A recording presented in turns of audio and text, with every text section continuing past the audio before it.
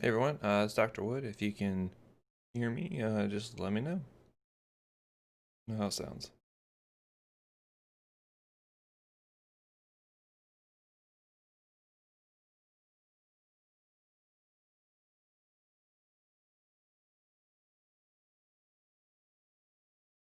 Anyone's there?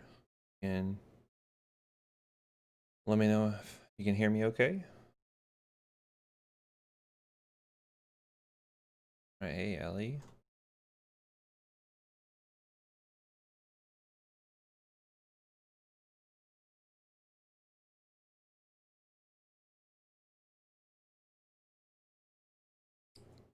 Good deal.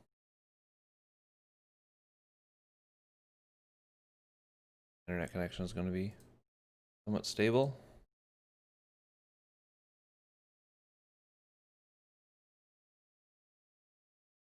Good morning, everyone.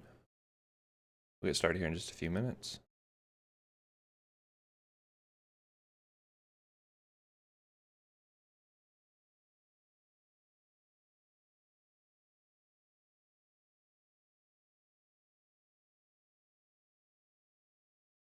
Welcome back from your break. Hopefully it was a restful one. Hopefully it was safe for everyone.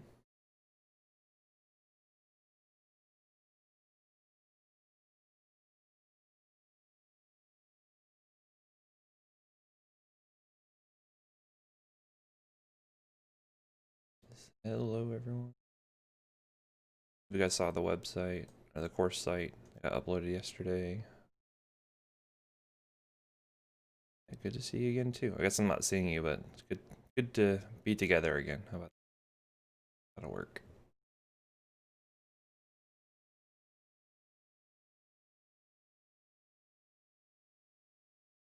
Hello, hello. You still 30 in the class? Is that right?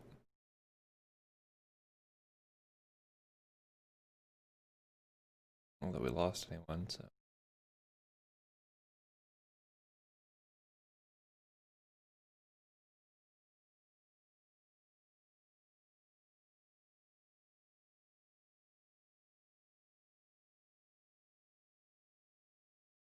People in the course.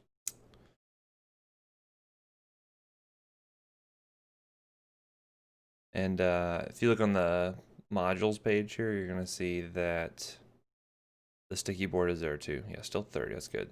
Great. I like it when we have no attrition.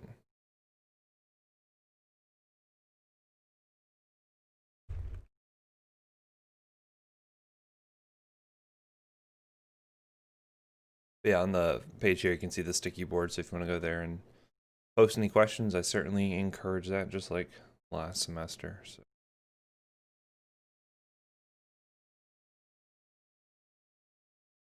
And I goofed something up here, but now it's fixed, so you'll see that the schedule here is fixed, and basically I'll fix some of these where the units that we're covering for each of the assignments is more clearly notated here, so I'll fix that up, and I'll give you links too for the prescription assignments and exams and all that kind of good stuff. So quizzes. All right, well, it's 8 o'clock. Let me go ahead and get started here. All right, well, thank you all for joining me. Welcome back to Pharm I, which is the continuation from our Intro to Pharm course from last semester. So you may find this is a bit of a different beast than what it was last time, because now we're actually getting into the meat of things, actually getting into the drugs themselves. So this will be a good course. Basically, if you look at the schedule here, you'll see where all the assignments and the quizzes are going to be due. All of the assignments are going to be the prescription assignments. So there's 3 of those. There'll be 2 quizzes, kind of giving you sort of acclimated to what type of questions I'm going to be asking on the exams and whatnot. The exams, as opposed to last semester, where the last one was cumulative, that is not the case here. So you're going to find exam 1 is only going to cover stuff that was in that time period.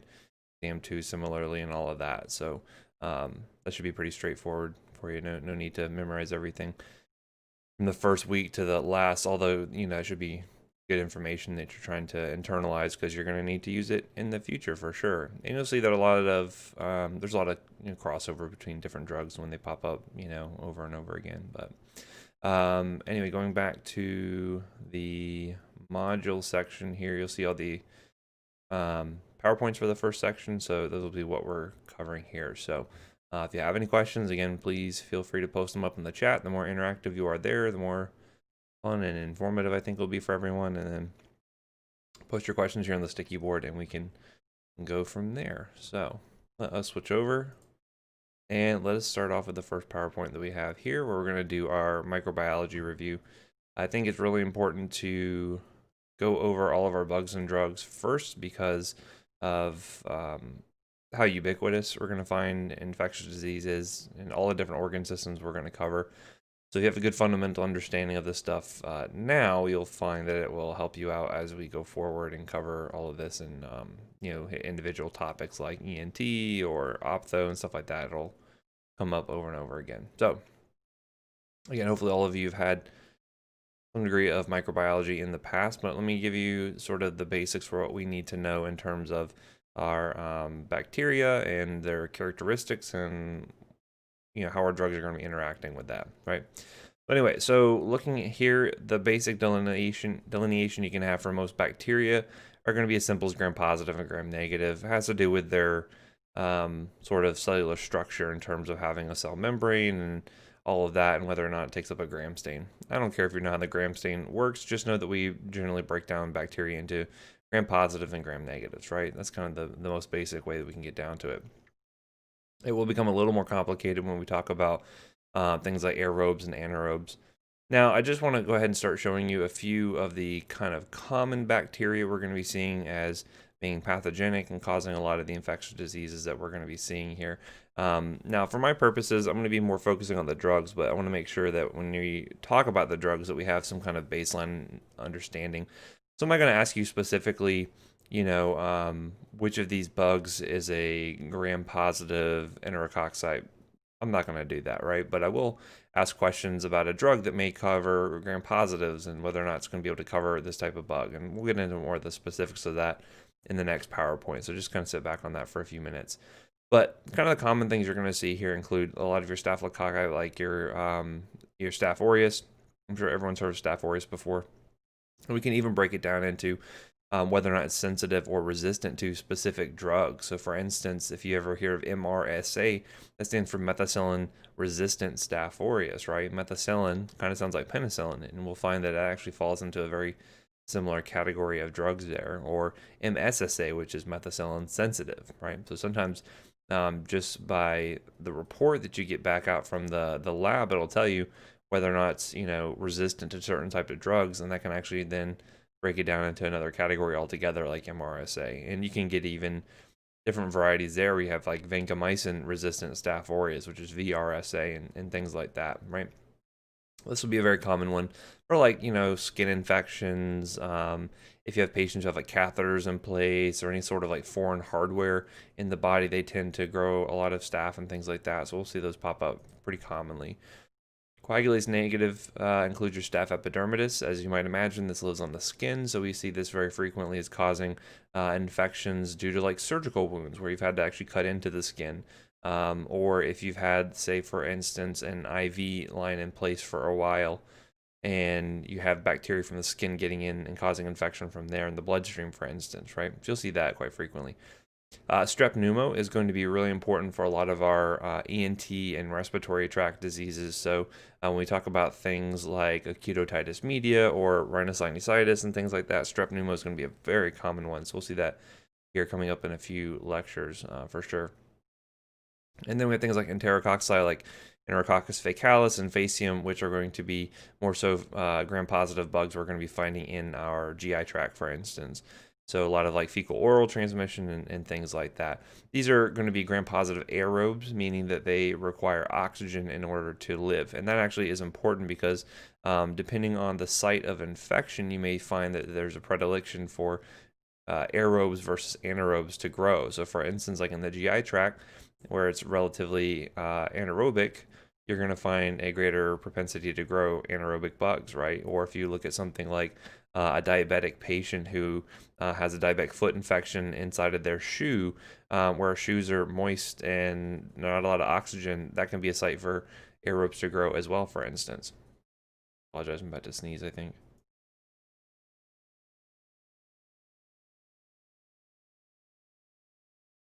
No, it went away. I'm glad you didn't have to. Sorry, I had to look at that face, but didn't have to hear the sneeze. Anyway, getting into your gram-positive anaerobes, you can see here that we have a variety, things like Peptococcus and Peptostreptococcus. These are bugs that typically grow in the mouth. For instance, you may not think like the mouth as being a really anaerobic environment, but these bugs do tend to grow there. And that can be important for things like bites, right? So if you have someone gets into a bar brawl and someone gets bitten, you know, you have a human bite you're dealing with or animal bites or something. These can be anaerobic bugs you'd have to think about covering when you're selecting the types of antibiotics that are going to be good for that. Certainly most people have heard of things like Clostridium difficile. That is really important from our purposes in terms of drugs, because if you wipe out the normal gut flora due to antibiotic use, you're going to see that there's a chance that Clostridium difficile can have can be an opportunistic bug and can start to flourish there, and that can actually lead to some pretty severe C. difficile diarrhea. That can lead to pseudomembranous colitis. That can lead to all kinds of bad things. And so we want to be really thinking about this when we're using our antibiotics for patients. We'll see some drugs are better at causing that in a lot of cases there. Now, gram-negative, there's going to be quite a larger variety of bugs that are going to be causing disease for these patients here. And so, for instance, when you hear about like Enterobacteriaceae, like this is a pretty wide category here, including a lot of bugs. You know, you see entero, so it's, you know, a lot of it is in the GI tract. GI tract, you tend to find a lot of gram-negatives and anaerobes that are growing there, but these are common things you've probably heard of before, things like E. coli or Klebsiella, Salmonella, and Shigella, things like that. Bacteroides fragilis is a common gram-negative anaerobe you'll run into as well, and so we'll mention a few cases of whether or not a drug covers it coming up in the next lecture here. Now, some of these ones are made a little bit nastier than others. So, for instance, when you hear like Pseudomonas aeruginosa, you kind of think about this as being like the gram-negative equivalent to MRSA, right? When you think about MRSA, you think a really nasty, difficult to treat infection. And I say nasty, I don't mean like that the wound or something is nasty. It just means that it's a very difficult to treat bacteria, or that, you know, it's resistant to a lot of drugs, or it's causing very severe disease. That's what I mean by nasty in that sort of standpoint there. So MRSA is like that for the gram-positives. Pseudomonas aeruginosa is like that for the gram-negatives. Very likely to be resistant to a lot of drugs. See this more in patients who have like received a lot of antibiotics recently, or if they're coming from you know, a chronic healthcare environment like a nursing home, things like that. Some of these bugs, though, you don't necessarily see until patients are sort of predisposed to it. So, for instance, patients who have like chronic immunosuppression, them to predisposition to infection by one of these bugs, things like Stenotrophomonas multifida or Acinetobacter baumannii. These are bugs that you don't normally see in like regular healthy individuals, as opposed to those that may have you know, recent courses of broad spectrum antibiotics, or if they're immunocompromised due to things like you know, cancer treatment or HIV or things like that. Some of the other common ones you're going to run into in terms of ENT stuff, you're going to see things like H. flu and Moraxella catarrhalis. Those are very big ones for causing upper respiratory tract infections and some lower respiratory tract infections. And then we even have things like gonorrhea and Neisseria meningitis causing, you know, some sexually infected or sexually transmitted diseases and things like that, right? Next, so we have the gram-positives, you have your gram-negatives, and then you're going to have the atypical pathogens. These are bugs that are atypical because they don't really follow the normal sort of gram staining procedure. They don't really stain like a gram-positive or negative does. And so we're going to find that certain drugs may have good coverage against gram-positives or gram-negatives, but they may not have any coverage against atypical pathogens. And so I'll make a special note when we cover drugs that do actually have good coverage against that. But these can include some sexually transmitted infections, but also a lot of respiratory tract disease, things like chlamydia, things like Legionella, and things like Mycoplasma pneumoniae. Mycoplasma is going to be a common one we'll see with like upper respiratory bugs. You know, Legionella, you think about that as causing Legionnaire's disease, which is a lower respiratory tract infection, you know, things like that. So over time, you'll get a feel for But patients coming in and they're complaining of, fever and cough, and their lungs sound really junky, and so you're starting to think about a pneumonia, you're going to come up with a differential of bacteria or other causative organisms that are most likely to cause that disease, right? Cause that pneumonia. And so based off of that, then you're selecting your drugs, right? So you're saying, okay, well, if these are the likely bacteria, then I know that these drugs are most likely to cover that. And so that's sort of the process in your mind that you're going to develop over time. And as we cover these bacteria and drugs in more detail here. And so here's an example of how you can actually break down these bacteria by site of infection. Now, is this an absolute list? Certainly not, but these are just what are most common, right? These are the things that if you had to hedge your bets, you'd say, yeah, this is probably what's going to be causing, the infection here. Now, am I going to ask you on a test question, a patient comes up with, a skin and soft tissue infection, which of these bugs are most likely? I'm not going to ask you that specifically. You'll have a micro class where you can do that. At least I believe you do. On the other hand, though, I can ask you a question once we get into something like a derm topic, and I can say a patient comes in, they have, previous surgery. It's coming in now. The surgical site is red and it's, painful to touch, and the patient's got a mild fever and things like that.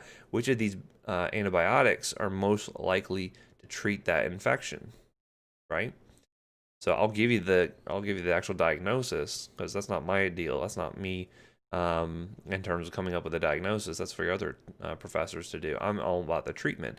And so when you get into that, you'd have to figure out, okay, well, if it's a skin and soft tissue infection, they just had surgery, which type of bugs are most likely? And so you look at this list here and you think things like, okay, a lot of gram positives on this list. So I want to have drugs that would be likely to cover that. And as we get into the next lecture, you'll have a better idea about what type of drugs are most likely to cover that sort of thing. Okay. So anytime you're kind of going in through the skin, dealing with the bones, joints, anything like that, gram positives are most likely for the most part. May find some exceptions there. So, for instance, if you had someone who had they're chronically laid up in bed and they had a decubitus ulcer that forms over time, a pressure ulcer, then you might find a different trend, especially if it was near the rectum anywhere, and you can see more gram negatives, for instance. But again, we're looking at the kind of the most common things you're going to run into. Meningitis is a very important one because it can be so fatal if not caught and treated effectively early on. So you want to make sure if you have someone who you suspect has meningitis, you're giving them the proper drugs to make sure you cover all of the most likely bugs here. Sometimes it can be age-based. So for instance, a person who was born 2 days ago might have a different set of likely pathogens as opposed to someone who was born 65 years ago, for instance, right? So you can find that actual likely set of bugs can change depending on disease state and depending on patient conditions like age and immunocompromisation and things like that. So don't get too worried about looking at this list and memorizing every point of it. We're going to get into the details of this, and you're going to see this in your other classes, how this will sort of, be pretty similar in terms of coverage here, right? In the abdomen, as I mentioned, you're going to see a lot of gram negatives. You're going to see a lot of anaerobes for the most part. So, for instance, if I have a kid who's coming into the ER complaining of belly pain, and we do, right lower quadrant belly pain, and we go ahead and do, CT or something or an ultrasound, and they think it's appendicitis. If they think it's perf, for instance, and it's leaking bacteria into the abdominal cavity, what are the likely bugs there, right? I'm going to be thinking about things like gram negatives and probably some anaerobes. If I try to provide gram positive coverage, it's probably not going to do me a whole lot of good. I'm not likely to find Staph aureus in the abdominal cavity there just because that's not what normally grows there, right? Similar to the urinary tract, you find a ton of gram negatives here for the most part, perhaps some enterococcus just due to its anatomical location close to the GI tract. But sometimes you have to think about things too, like does the patient have an indwelling catheter? It's an older patient, have a catheter in place, and that's a good place for bacteria to kind of crawl up through those catheters into their urinary tract and cause infection. Yeah. And then the mouth, if you're going to find a lot of anaerobic infections there. If you think about someone who bites someone else and they're coming in for a human bite wound, not only did they think about the anaerobes growing in the patient's mouth or the person who bit that patient, but also what was growing on the patient's skin there too. So then you want to cover for things like gram positives that normally grow on the skin and the anaerobes that was in the other person's mouth, for instance. Not just human bites, we also have to think about the type of animals that bite people. So for instance, a dog and a cat would be treated differently than say something like an alligator bite, right? We've had cases of that where people get bitten by alligators because it's Florida, people are down by the water, it's summertime, people will do that sort of thing. And so then you have to think about what grows in the water around here in Florida. And so that can lead you to change your antibiotic selection as well, right? These are all things you're going to start to think about as you get more into this sort of clinical mindset now that you're transitioning from your first to second trimester here. Upper respiratory tract, you're going to see these three pop up all the time: strep pneumo, H. influenza, Moraxella catarrhalis. You definitely want to know those three for upper respiratory tract stuff. Group A strep is going to be really important for causing strep throat, so that'll be a common one in pediatrics for sure. Lower respiratory tract stuff, you find a lot of bleed over from the upper respiratory tract, which is where a lot of that sort of gets into the lower respiratory tract in the first place, is from the upper. So things like strep pneumo, H. influenza. But this is where having patients who are, like, say, intubated for a long period of time can lead to a different sort of a spectra of bacteria that could be causing disease, for instance. That's when we start to talk about things like nosocomial pneumonias, right? That we gave that to the patient as healthcare providers, or being within the healthcare setting is what actually gave them the pneumonia. So MRSA and Pseudomonas and things like that. So those are the common things you're going to run into. Now, a question is like, if you're working clinically, like, how do you know whether or not a drug is going to work for a specific bug, right? And I want to talk a little bit about resistance testing and how we sort of come up with these lists here in order to determine, like, what's the best drug for a particular patient based off of their likely bacteria that's growing there. So this is what's called an antibiogram, and a lot of people don't see this when they're in school, and I like to show people this because I think it's an important asset whenever you are going out and working in the clinical realm, to find the organization's antibiogram, because it does tell you quite a bit of information. What this is basically for an institution, like a given hospital or a given area. You will find that they will collect all of the different isolates that they are collecting from patients, all of the things they get cultured out. And they'll grow them and then do resistance testing on them. And you can see here the individual bugs. You see the number of isolates that they were able to isolate out and actually grow, right? So you can see kind of what the more common ones are. So like a ton of E. coli, see a ton of Staph aureus, things like that. And then you can look at the individual drugs and see what the percentage of isolates that were grown out were sensitive to those antibiotics. And when I say sensitive, it means that they are killed by those antibiotics, right? They're treated with those antibiotics. And this is handy because it kind of tells you whether or not a given drug is going to be a good choice for that bacteria. So if you have a high suspicion that a patient is growing out E. coli, this will give you a good idea of what the likelihood is that the drug is actually going to be able to cover that, right? So for instance here, if I had a strong suspicion someone had an E. coli UTI and I wanted to give them a drug, well, I probably wouldn't want to pick something like ampicillin because that only has a 65% susceptibility rate, right? I wouldn't want to give a drug to a patient where I'm like, well, I'm 65% sure that this drug is going to cover it. That's not that great, right? You wouldn't want to get a 65 on an exam, right? You would probably want a little bit higher rates in that. So perhaps giving something like cefazolin here has a 94%. I'd be pretty happy with a 94% on a test. So, and that's pretty good odds that would actually work. And so what this does, even if you don't consciously think about looking at your antibiogram for every patient you have, but a lot of times that hospital treatment strategies and guidelines are put in place such that they will tell you, hey, if you think your patient has a UTI, these are the drugs you want to use first. Don't use these other ones because we see high resistance rates, right? So just a handy resource there, and I encourage you on rotations, if you get a chance, check that out, see if you can get access to one, and just look at the interesting patterns there, because what you will see in Florida is going to be different than what you might see in Montana versus what you might see in California. That will change pretty greatly, as you'll see just regional differences can have an effect here. Allie's asking, are all labs required to keep the antibiograms? Yeah, so that's going to be, I don't know if there's like any like state mandates or anything like that, but all hospitals you'll find will keep these to where they will grow these out, they will collect them, and then from year to year there's updates, because again, things change as you use antibiotics and bugs become more or less resistant to them over time, and so these will get updated. This one's from 2007, which is quite out of date, so this would not be useful to use in this particular hospital there, but it was the first one I found on Google, and it serves to illustrate my points pretty well. So, but for instance, when we opened up Nemours in 2012, we didn't have any information. We just hadn't treated any patients to actually collect all of that info to come up with something like this. So what do we do instead? Well, we figured we're in Orlando. Let's try using a neighboring children's hospital. We wouldn't want to use an adult hospital because adults and children may have a different sort of spectrum of bacteria that they're growing and resistance patterns.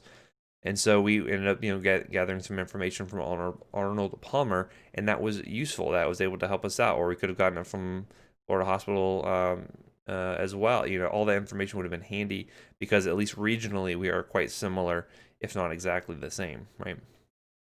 So then the question is, how do you determine if a bacteria is going to be resistant or susceptible to a drug?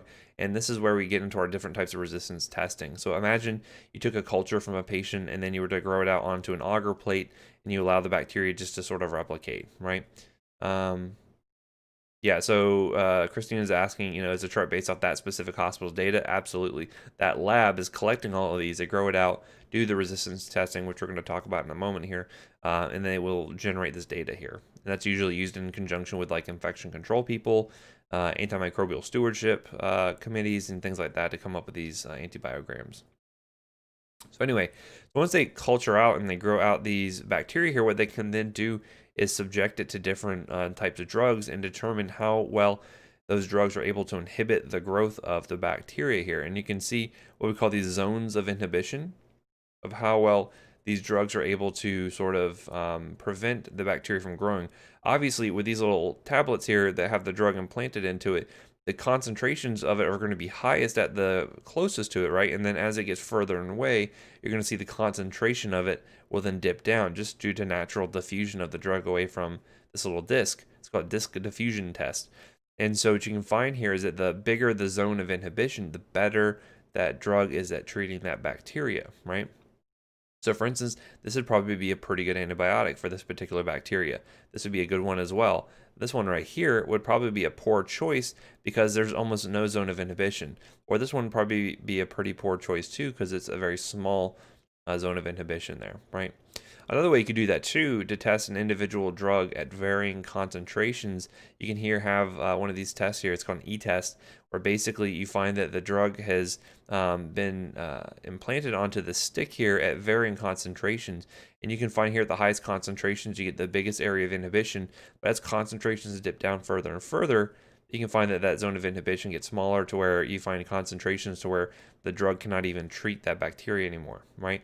This is important because you can only achieve certain concentrations in your patient. I can give all the antibiotic I want, but at some point it's going to start harming the patient, right? So at a certain point, we would require concentrations to treat that bacteria so high that it would be simply untenable to the patient. And so that's why we can find that certainly I can overcome resistance by giving really high concentrations, but it's just not going to be possible due to toxicity concerns. And so where this concentration is to where the first point where we are able to stop propagation of the bacteria, that's called the minimum inhibitory concentration. The minimum concentration you have to achieve with an antibiotic to make sure that that bacteria is no longer replicating and propagating, right? The MIC, if you ever heard that term, that's what I'm talking about there, okay? So, the big thing you always hear about with antibiotics is it becoming resistant over time. What do we do about that? How do we control the emergence of resistance? And so you really want to have a very sort of strategic, sort of very stepwise approach to deciding how you're going to be treating these patients here. You don't want to just throw darts at the board to figure out, okay, what drug am I going to use for how long and all of that. This is a bad way to do that. Although you'll find some practitioners that feel like they're practicing like that for whatever reason. Obviously, they were not taught by me, right? Anyway, so, when you are looking at resistant bugs, you'll hear common names over and over again, many of which you've probably heard of before. Things like MRSA, which is methicillin-resistant Staph aureus, or VRE, which is vancomycin-resistant Enterococcus. That has to do with the specific drugs we're using to treat those given bacteria, and they have now become resistant to that antibiotic. The problem with some of these is once you run out of that antibiotic, we don't have a lot of alternatives, right? Drug companies don't have a ton of incentive to produce new antibiotics because, if I had to choose between coming up with a drug that's going to treat, millions of people with hypertension, or maybe just thousands of people who might get this this bacteria, I'm probably going to go with where the money is, right? And so there's not as much incentive here to produce new antibiotics. And so the rate that we get new antibiotics is exceedingly low. It's a very slow process here. So this is why it's really important that we curtail this resistance development, because of the fact that once we run out of some of these drugs, there's not a lot of options, right? And so you can see here as an example of where, depending on where you're at in the hospital, you're going to find MRSA everywhere, right? And you can find some places that are much worse than others, but it is part of the nature of being in healthcare. The longer you're in the hospital, the more likely you are to get one of these nosocomial infections. It's just nature of the game, right? So looking at some of the gram-negative ones, you can see here that gram-negatives are really kind of interesting because they can produce some of these new products. So for instance, when we talk about beta-lactam antibiotics, it's a class of antibiotics. Our bacteria can grow enzymes that actually break those drugs down and make them resistant to those antibiotics, right? They call that extended spectrum beta-lactamases. The thing with gram-negatives is that they can pass these little bits of their genome along to other bacteria, such that now, maybe a Pseudomonas developed this ESBL, but they pass it off to an E. coli. Now that E. coli can produce it. They like to share their little secrets amongst one another, and they can develop a lot of that resistance, which is really challenging when you're trying to figure out what drug to use for your patient, right? Or for instance, it's like Klebsiella producing carbapenemase. So you'll hear some of these terms like ESBLs and KPCs and things like that. They're really important because once you hear that, then that kind of eliminates the use of a lot of your antibiotics, and you have to go with really sort of bigger guns, so to speak, in terms of trying to treat that infection. And you're going to find that in terms of bacteria that cause sort of the most resistant infections from a gram-negative standpoint, your Klebsiella, E. coli, and then the two really nasty ones include like Pseudomonas and then Acinetobacter for sure.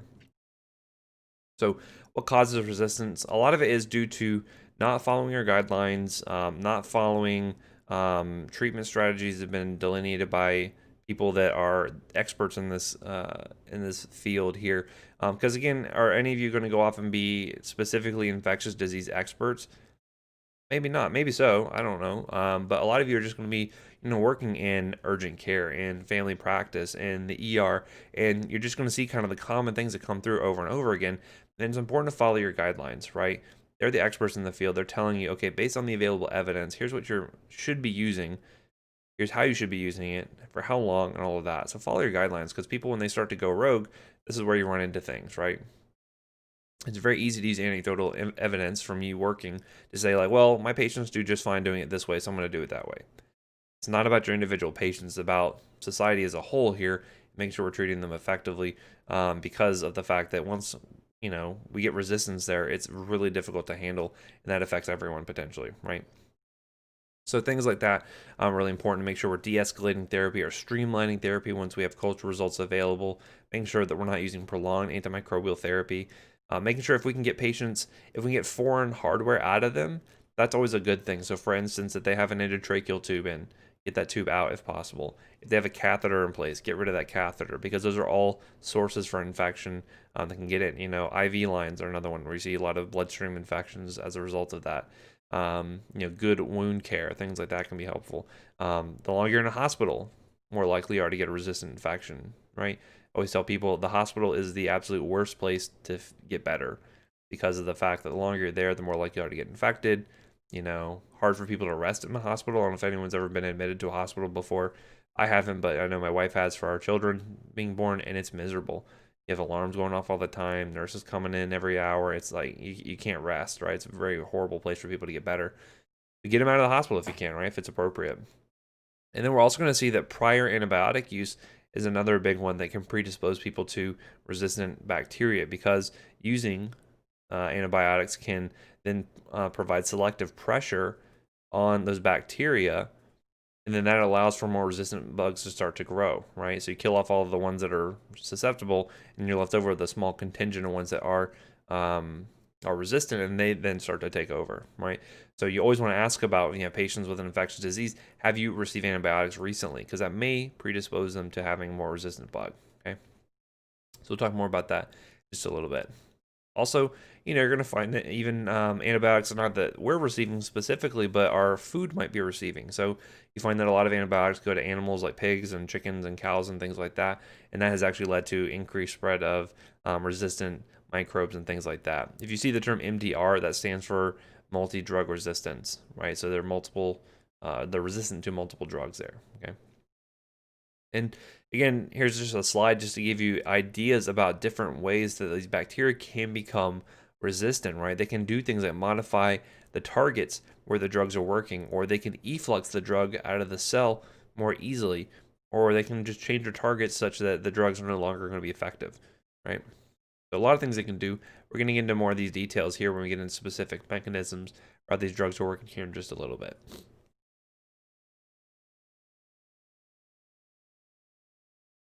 And so that's why it's really important from a healthcare standpoint that we're implementing strategies to try to help limit how we're using these drugs and make sure we're using them effectively. So we can do things like having, an antimicrobial stewardship program.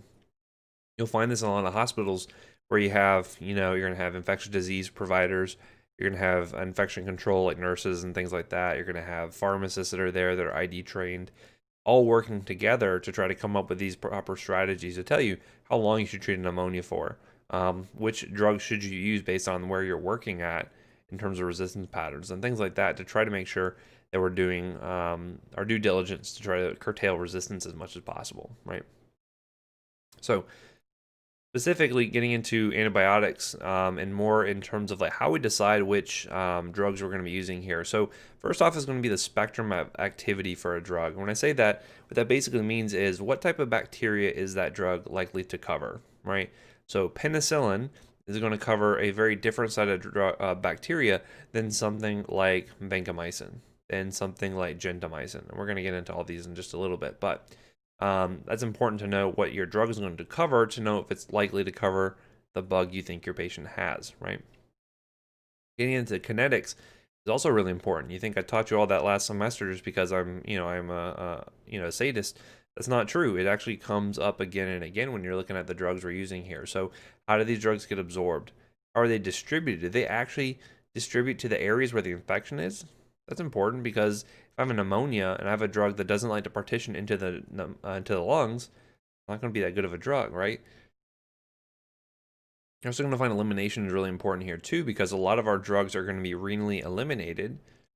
And if the kidneys are not functioning well, they're not going to get rid of that drug. And that can lead to buildup and that can lead to toxicity. So that's another thing we're looking at. It's not just how effective the drug is at treating that bacteria, but also how is the drug going to affect the patient and cause damage to them, right?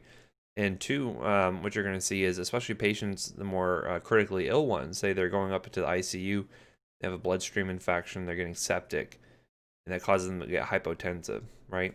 That's going to cause them to start to shift around where they're pumping blood to, because if you think about it, what two organs do you have to be alive? You gotta have your head and your heart, right? I can shunt blood away from the GI tract. I can shunt it away from the kidneys because I can live for a while without those. I can't live without a brain or a heart. And so what you end up finding is you can hypoperfuse a lot of areas of the body, including things like the kidneys. And as you hypoperfuse the kidneys, they're not getting enough oxygen, damage starts to occur there. And that's where you start to see decreases in kidney function. You start to see buildup of these drug levels, and that can lead to worsened kidney function, or that can lead to hearing damage. It can lead to all kinds of things there. So you really want to be cautious with that sort of thing. Now, in terms of the pharmacodynamic side of the thing, we also want to consider how the drugs are working. So some of the concepts I'm going to get into here in just a minute are whether or not the drug is bactericidal versus bacteriostatic. Bactericidal, as you might imagine, means it's going to kill the bacteria versus just static, meaning it's going to inhibit the bacteria and prevent them from replicating actively. It doesn't kill them directly, but it prevents them from replicating. And again, think about this as not just that the antibiotic is working on that infection, the host immune system is also important too, right? You got to have the host immune system to help out. But not everyone has a competent immune system, and that may be affecting therapy as well, as we'll see in a little bit. We'll talk about time-dependent versus concentration-dependent killing and kind of the difference between that, which I'll mention here in just a few moments. And then the toxicities. These are always really important to think about. You may have a really good drug to treat a patient, but if the toxicities are so bad to where the patient cannot tolerate it, it's not going to be a very good drug for them, okay? We'll get into all those specifics in a little bit. Now, as I mentioned, bactericidal means it's actually going to directly kill the bacteria, right? So, for instance, if it disrupts its cell wall such that the bacteria leaks out all of its contents, that's going to kill the cell, as you might imagine. We'll get into these specifics, but we'll see different ones that are more likely to be bactericidal where we may not need as competent of an immune system because the drugs themselves are going to kill the bacteria, versus things that are bacteriostatic, which rely on the host immune system to try to come along and take off those bacteria, right? So something like erythromycin will help to inhibit the bacteria from replicating, and then you can have your host system send in things like the neutrophils and whatnot to engulf these and get rid of them, right? So bacteriostatic just means it prevents them from growing. Bactericidal means it directly kills the bacteria, okay? Now, this other point here is going to be what I get into is between concentration and time-dependent killers here. The big difference here is that concentration-dependent killers, I'm looking to get the highest concentration possible of that drug, kills bacteria off. And then if the drug level falls off precipitously, I don't really care about that because these drugs have what they call a post-antibiotic effect, right? So that means even if the levels drop off pretty precipitously in that drug, and I'll show you some graphs here in a moment that will illustrate this, there's still enough effect around from that drug that it's still killing off those bacteria. So even if you measured the drug in the blood and it was 0, you're still killing off some of those bacteria due to this post-antibiotic effect. It's a concentration-dependent killer.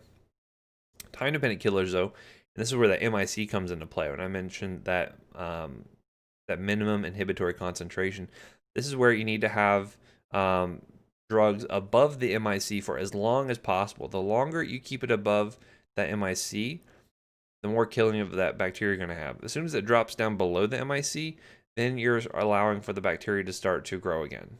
Okay, so you want to keep it above that as much as possible. There's no post-antibiotic effect, so as soon as the drug's out of the system, bacteria are able to do whatever the thing is and keep growing, right?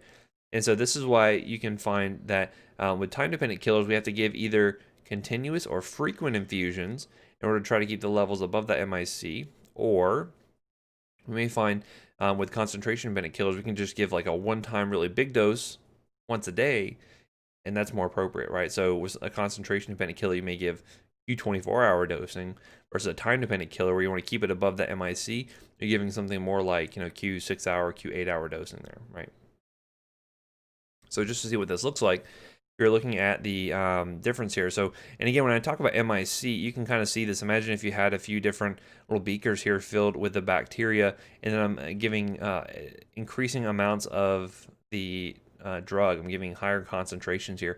The point at which you have no more bacteria growing here is called that minimum inhibitory concentration. The second this goes clear here means the bacteria are no longer growing, right? And so that can be demarcated here on this line in terms of drug concentration. And here's the point that I want to be above the MIC, right? And again, peaks are going to just be the highest levels we achieve with that drug, cross being the lowest level prior to the next dose there. So with a time-dependent killer here, we're going to find that the drug is only really working as soon as you're above the MIC. So you give a dose here, levels are high. As soon as it drops down below this MIC, bacteria start to grow again, right? So what do I want to do instead? Well, I want to make sure I give another dose right below or right above the MIC, such that it has that nice sine wave pattern. It's going to stay above the MIC for as long as possible. You could do this pretty easily with a continuous infusion, but that's logistically difficult because that means you're tying up an IV line 24/7 with one of these infusions.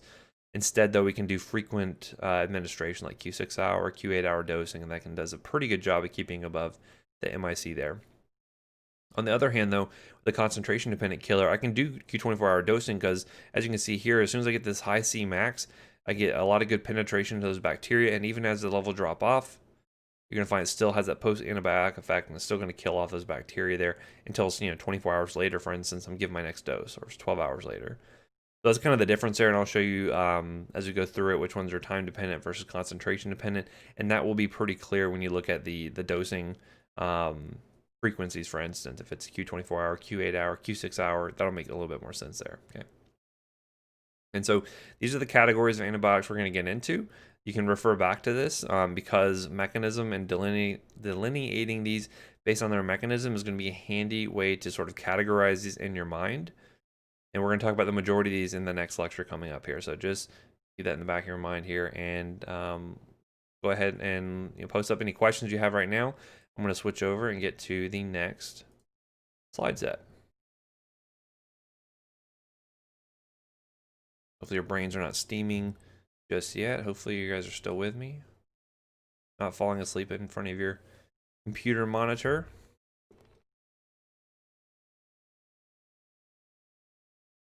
No questions on the sticky board. All right. So getting into the next PowerPoint slide. I've been trying to work on my streaming setup here. I'm trying to work on my transitions and whatnot. But anyway, so let's get started with the antibiotics here. First off, I want to talk about are going to be agents that affect the cell wall specifically, right? So this is where we're going to get into our beta-lactam antibiotics. This is where we're going to get into things like vancomycin. So some of these may be familiar to you. A lot of these are going to be brand new. So refer back to this in terms of being able to figure out which ones fall into that category of cell wall active drugs here. So be your first categorization here. And again, this looks like a lot of drugs, and it is. But it's okay. We're going to be able to sort of categorize these. And in your mind, what I want you to do when looking at these drugs is I don't want you to memorize each drug as an individual, right? Some drugs are kind of one-off ones that fit into their own categories, but I want you to look for the trends amongst these different groups here, right?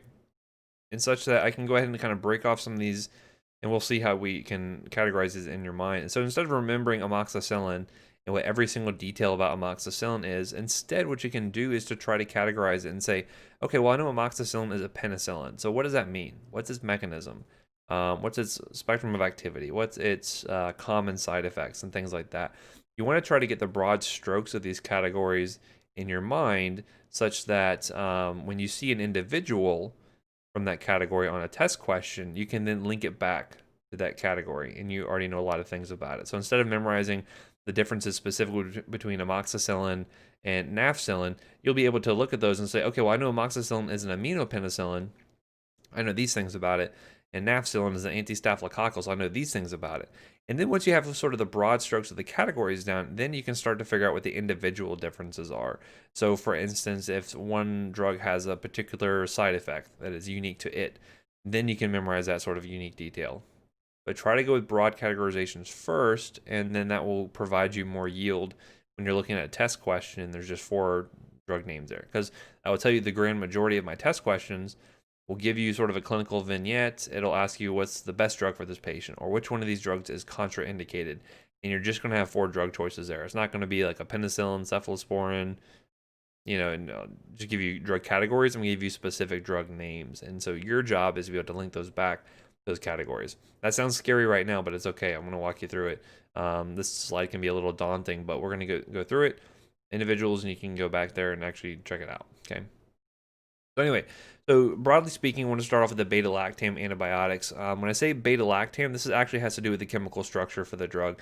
Now, am I going to have you draw this on the test or know anything about the chemical structures on the test? Not really. This is an important one, though, because the beta-lactams are going to be the main way that this drug actually functions here. David's asking, are the different generation derivatives of prior generations? Yeah, for the most part, or they are newer ones that were developed that had a different enough activity to where you can sort of break it off into its own generation. So it's not necessarily a derivative. In some cases it is. Otherwise, though, it'll be new novel drugs that have different enough characteristics where it was worthwhile to sort of break it into its own category, so to speak. So anyway here, so looking at the beta-lactams, this is important here. This ring here is what is actually going to be the business end of the molecule. This is what's going to be interacting with the bacteria in order for it to disrupt the cell wall and kill it, okay? So when I talk about beta-lactam antibiotics, this refers to a lot of different ones here, right? So for instance, beta-lactams here, you can see this refers to penicillins, all of your cephalosporins, your carbapenems, your monobactams, they all fit in this category. They all have the same mechanism, right? So if I know a drug is a beta-lactam, you already know what its mechanism is, right? It's a pretty easy association as opposed to memorizing individual mechanisms for each individual drug here, right? Because you got to be efficient. There's too many drugs here to say you're going to try to memorize each individual one. You got to go with efficiency here. That's what part of working in medicine is being able to internalize information quickly, categorize it, and then be able to act on it, right? And that's what I'm going to be teaching here over this next year with drugs. So how do these work here? Well, basically, if you were to look at this beta-lactam structure here, it looks kind of like 2D alanines. Maybe not to you when you're actually looking at it, but it looks enough like it to the bacteria to where it can't really tell the difference, right? And why does that matter that it looks like 2D alanines? Well, the 2D alanines is really important for causing cross-links to form within the different layers of the cell wall, okay? To have a good structurally sound cell wall, you have to have these cross-linkings that happen between the layers here. And so how are these cross-links formed? Well, that is through the enzyme called penicillin binding protein. Now, why do they call it penicillin binding protein? Well, that's because when researchers discovered it, the first thing they found that bound to it was penicillin, right? For a long time, we knew that penicillin worked to treat infections. We didn't necessarily know why it worked. So it took a while for us to figure that out. But what we did figure out is that it links to this penicillin binding protein and it forms a covalent link there, meaning it's a permanent link. So as soon as a beta-lactam drug like penicillin binds to this, it's permanently done. It cannot work to function anymore to form those crosslinks in the cell wall, right? So what does this look like here? If you see here, these are the crosslinks I'm talking about in the different layers. And if you disrupt this to a significant degree, you're going to then have holes that start to form here in the cell wall. Things start to leak out. And then the cell eventually has so much damage that it undergoes apoptosis, right? It just ends up killing itself off and dies. So when you're looking at beta-lactam antibiotics, guess what? These are bactericidal, right? Because you're opening up a big hole in them, killing off the bacteria. That's bactericidal, killing it, okay? So, and when I'm talking about antibiotics, I'm going to use this handy stoplight sort of nomenclature here to give you a decent idea about how well these drugs will cover these different categories here, so like anaerobes, gram-negatives, and gram-positives. This is handy as a decent rule of thumb, but it will find there are going to be some exceptions here and there.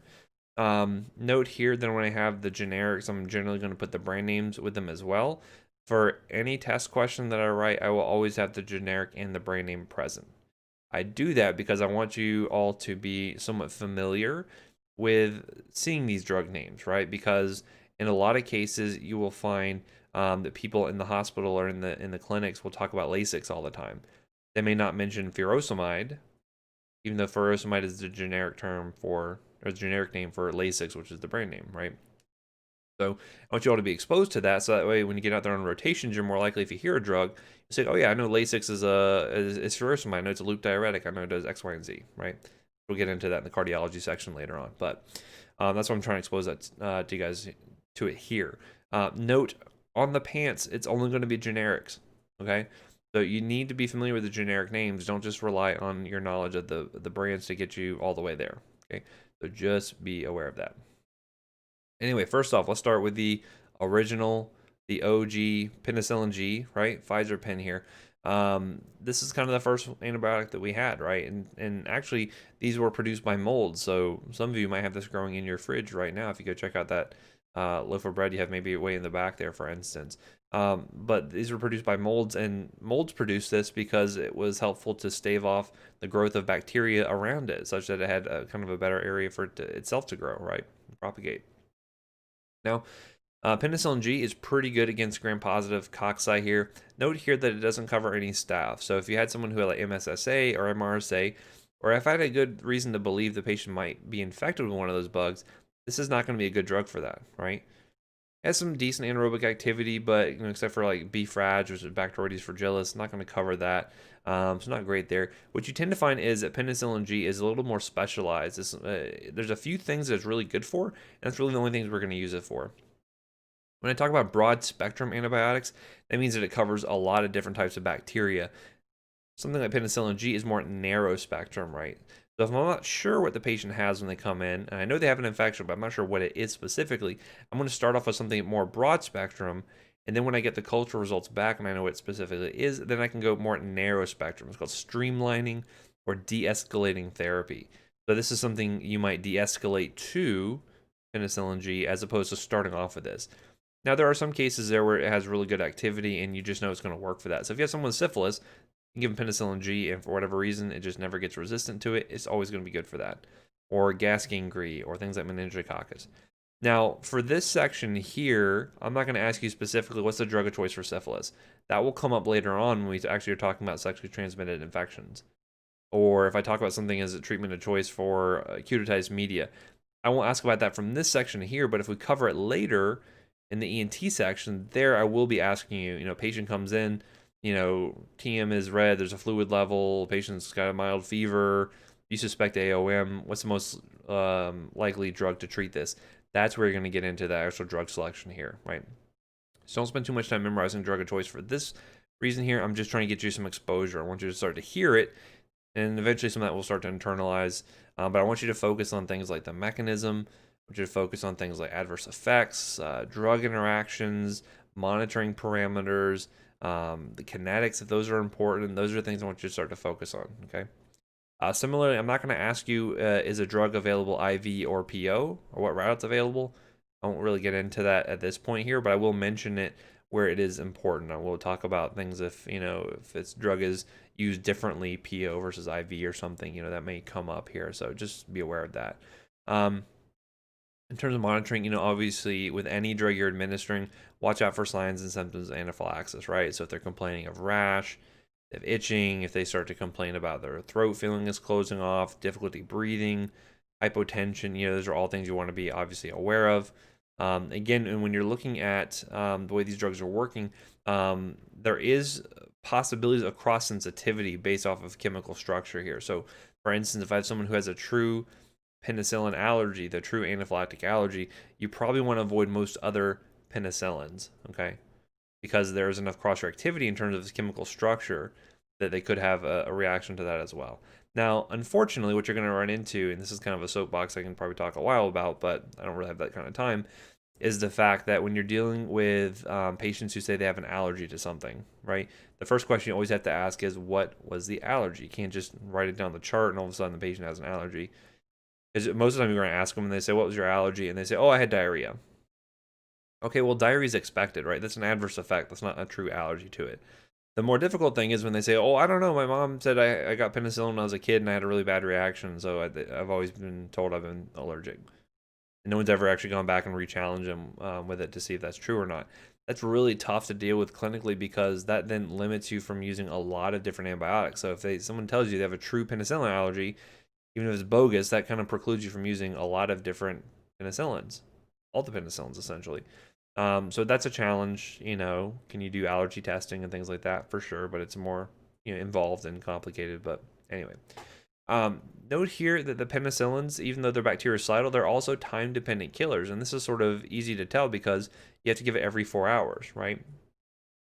And so again, am I going to ask you on the test question, which one of these is the correct dosing for penicillin G? I'm not going to get into those details. You can look that stuff up, but I want you to know, how are we using these drugs here? How is it different from other types of drugs? And so in this case here, I would like you to know that penicillins and basically all all beta-lactams are going to be time-dependent killers. They have to be above the MIC, which is why you see the dosing is more frequent than something like Q24-hour, Q12-hour dosing there, okay?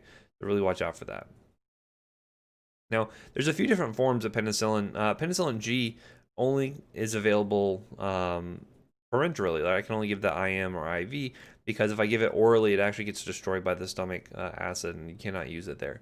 And so instead, what I could do is I can actually produce something called penicillin VK or penicillin V potassium, and that actually is an orally bioavailable alternative. So if you ever see oral penicillin, that's the form they're actually going to be getting there. As I mentioned, penicillin G, the actual benzyl penicillin, that is the one that's given IV. That's the original one we have there. And this is actually an interesting one called penicillin G benzathine, or otherwise known as bicillin.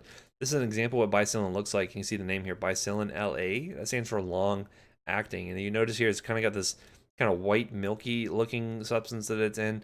That's actually kind of an oily sort of base that is given IM. You only give this IM because that goes into the muscle and then kind of slowly releases penicillin out over the long term. So sometimes I can give a single dose of this drug, IM, which is painful, not great to the patient. But if they cannot tolerate oral, for instance, this is a good alternative to that. So I'll show you some cases like ENT where we use this preferentially. Don't give this IV ever because if you do give it IV, all that oil and then separate out in the blood, just like oil and water don't really mix that well. And that can lead to emboli and things like that. So you've got to be really cautious when administering this to only do IM administration. So you have your original penicillin, and next off we're going to have our aminopenicillins. And so this includes ampicillin and amoxicillin. These are the only two you're going to run into here. Amoxicillin is like bread and butter. Use it every day of your life in peds urgent care or peds ER, stuff like that. Very common. Penicillin you're going to run into for adults, for kids, you're just going to be very familiar with it when you see it. Ampicillin is probably used a little bit more IV than PO, but amoxicillin all the time, right? It's one of those free antibiotics you can get from like Publix or somewhere because it is so commonly used here. Now, some what you're going to see here in terms of coverage here, it's got, okay anaerobic coverage, not great for gram-negative bugs. I'm probably not going to use it for something like a UTI or something where I'm more likely to think about gram-negative bugs, but okay gram-positive coverage. Still no staph coverage here though, right? So there's still a pretty big hole in terms of coverage. I'm not going to use this for a skin and soft tissue infection, for instance, right? However, we can see this is actually pretty good for use for a lot of things. Like, so for instance, if I have someone who has an upper respiratory tract infection like sinusitis, this is going to cover a lot of those things. It'll get H flu, it'll get strep pneumo, it'll get moraxilla catarrhalis and things like that. Listeria, enterococcus, it's got pretty good coverage for that kind of stuff there. So that's why we do see it used quite frequently for a lot of like upper respiratory tract infections, some lower respiratory tract infections like community-acquired pneumonia. You can use it for that. This is a pretty good first-line drug for a lot of those cases there. Again, still time-dependent killers. They have the same exact mechanism. What we saw with the original penicillins, so those are exactly the same. So you don't have to worry about what the mechanism is between those two groups, as they're identical, right? In terms of interactions, you want to be cautious here. Anytime you have a drug that is disrupting the normal gut flora, that can affect bleeding. The reason why that is because a big source of the vitamin K that we take in from our GI tract is actually from some of the gut bacteria processing it. And so if you have someone who, for instance, is on a drug that inhibits vitamin K that causes anticoagulation, this can exacerbate that. So for most individuals, bleeding risk is not going to be huge, but for other individuals who are on anticoagulants, this can be a problem. So you do want to be cautious there. And again, this will apply back to penicillin too. This is going to be a pretty general thing with any drugs that have good anaerobic coverage are going to disrupt the gut flora typically. Another interesting thing too is that a lot of people have heard of the concept that if you are taking an antibiotic, you want to make sure that if you're also on oral contraceptives, use a backup form of contraception. And like, well, how in the heck would my birth control affect or be affected by antibiotics? Like those two, they're not doing anything similar, right? And the way the oral contraceptives work, and we'll get into this in the OB-GYN section later on, is by keeping sufficiently high estrogen levels to prevent ovulation from occurring in the ovaries, right? So if you prevent ovulation, you never release an egg, it can be implanted unless you don't get pregnant, right? That's a theory, or that's the concept of how it actually works. Not really a theory. We know it works.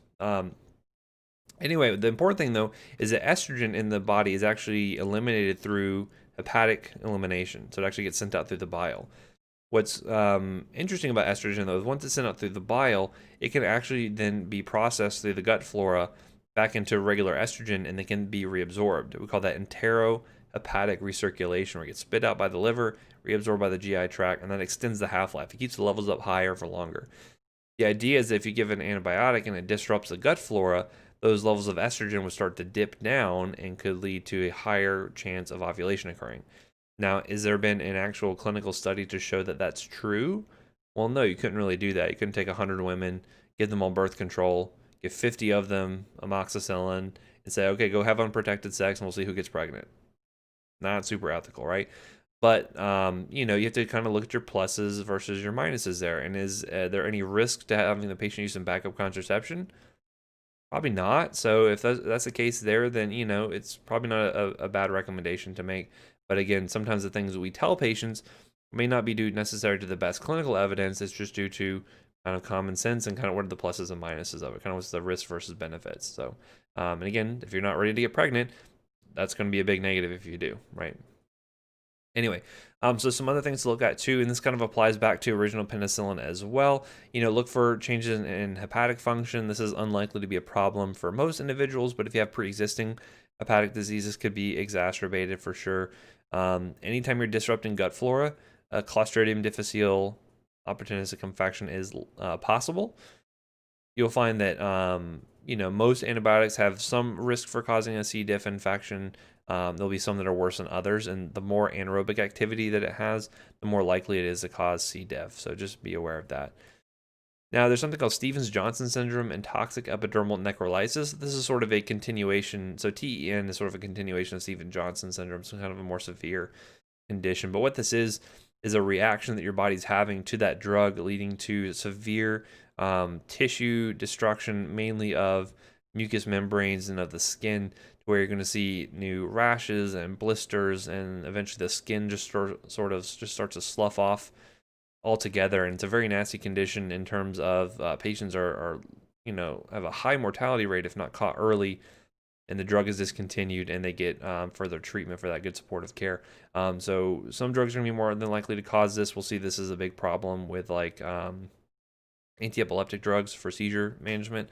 But you can see this with certain antibiotics. And so this, while the immunopenicillins are not the biggest offender, this is still a risk. And so anytime you're talking to a patient, and you're saying, hey, if you notice any new blisters on your skin or in your mouth while taking this drug, that should be a warning sign, right? And that should be something that should prompt immediate discontinuation and referral to an ER or something.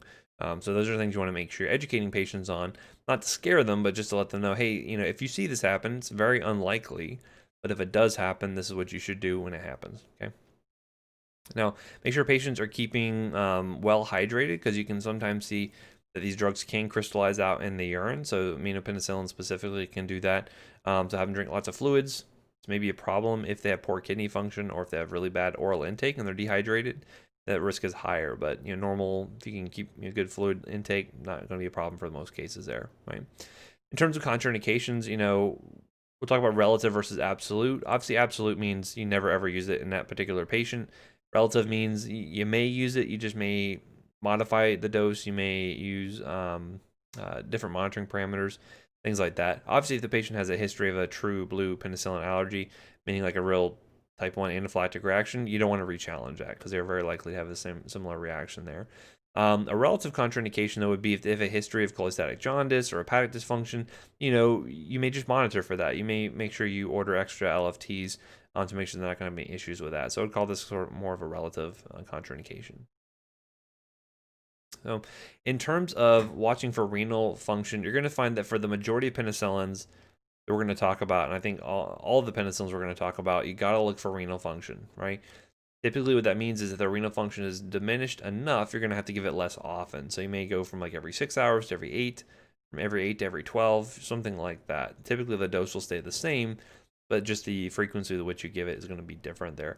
And some of you may have even noticed that during your drug information assignments, we actually looked to see, how often you're giving a drug, and you saw the renal function section. Renal function section saying if the renal function is between this and this, then you give it this often there. So that's a common thing you'll see with penicillins. So Christine is asking, is aminopenicillins a subgroup of natural penicillins?